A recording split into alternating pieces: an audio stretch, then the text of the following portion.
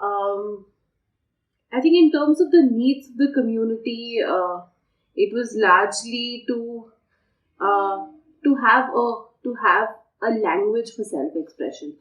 The community that we were working with, the young professionals from the Adivasi community, truly hold a lot of wisdom within, right? I think the culture itself is so rich that there's a lot for all of us to learn from.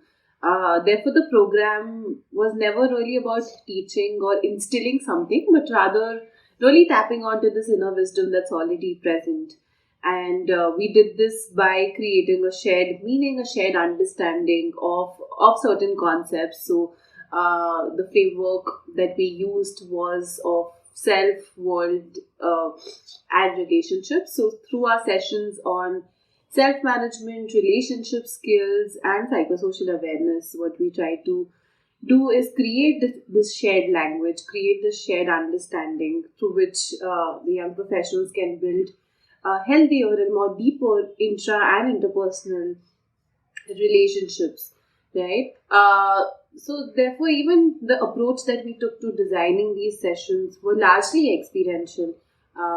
We sort of departed from the traditional classroom setup and really created an experiential setup for them to explore what relationships mean for them, right? What is their relationship with themselves? What is their relationship with their peers at their workplace or with the community that they work with, right? And how are they located socially in the larger ecosystem? Uh, yeah, so those were some of the things that we identified um, and worked towards. These tribal communities are suppressed and also marginalized from the social sector for a long period of time, which affect their thinking, their lifestyle, their vision. So, with the progress of this modernity in the society, they feel sometimes it's back from the overall the development of the overall the progress of the society. So there is a gap. Let's say the gap became wider when they are marginalized by the people or by the society, saying that they are from Aboriginal community, they don't know what is development, they have to cope up with the mainstreaming. So there is a big questions about what is mainstreaming. So they have their own originality, they have their own thinking style, they have their own belief system, they have their own community living system, which is not tally with the modernity, the development process. So therefore, whatever the kind of belief of them themselves, that become a big question marks. When we start this program, so our objective is to minimize the gap, restore their belief system, restore their community living system, and also the overall development what they think is good for them, and also accept this development process in the modernity. So that's a kind of cultural shift, accepting the new things and also same time believing their system is also good, and how to replicate to utilize their belief system in the modern development systems. That is the kind of the objective for the program.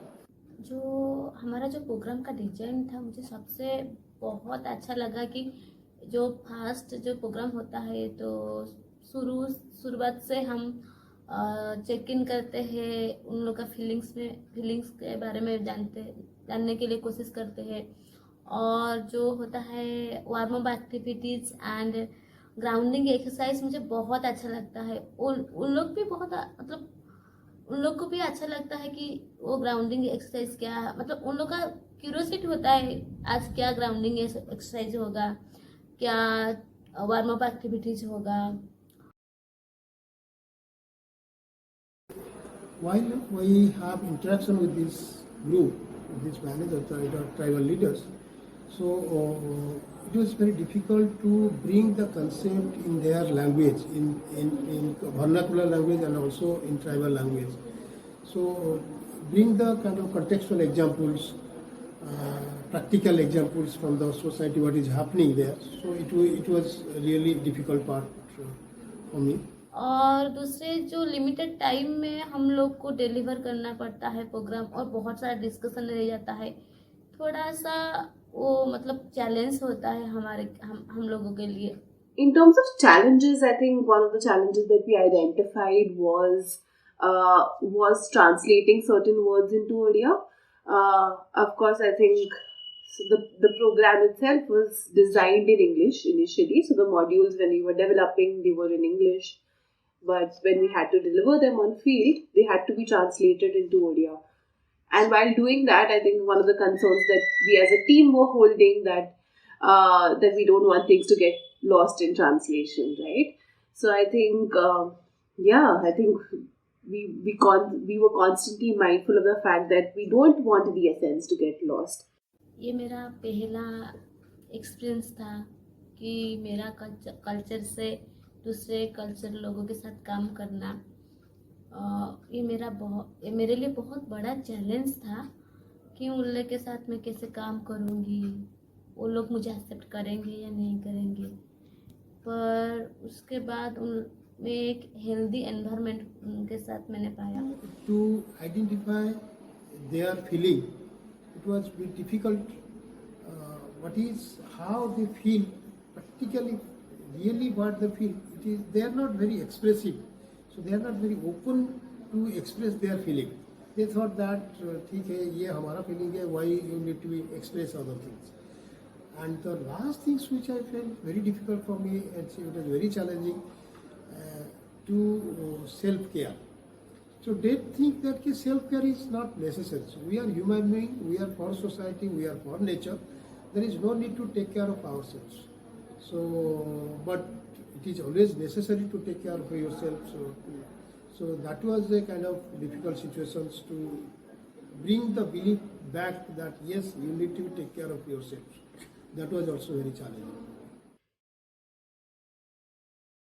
And I think what really helped in this process for us as a team was create this understanding within the team itself, right? I think we very early on we sort of introduced certain processes wherein we are on the same page as a team through our orientation, through our trainings, through mock practices of these sessions.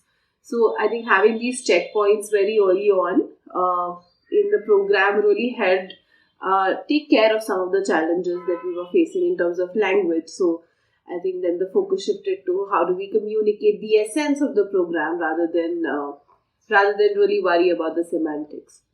I think one of my biggest learnings while working on this program was how do I navigate my own privilege. When I was working on the modules, I would often wonder or question myself that who am I to create these modules for the community. And the deeper you go into this question, it also leads to a lot of guilt, right? The guilt around our own privilege, and that often sort of can trap us, can really keep us there and not really meet people as they are, right? And yeah, I think as someone who is exploring this world of intersectionality, especially who comes from a privileged background, these are some of the questions that we always hold, right? And they can bring up a range of feelings.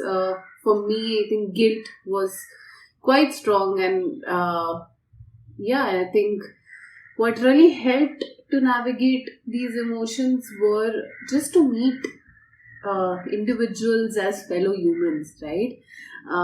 I think what really helped, I remember that whenever I would be on the field, I would just be received with so much openness, with so much love and respect that in a way your identity sort of tend to fade away, right? It tend to disappear, and then you just connect with individuals as fellow humans. So I think just having these moments of connection that you feel with people, that you feel with the community that you're working with, I think it really is sort of like a balm to this guilt.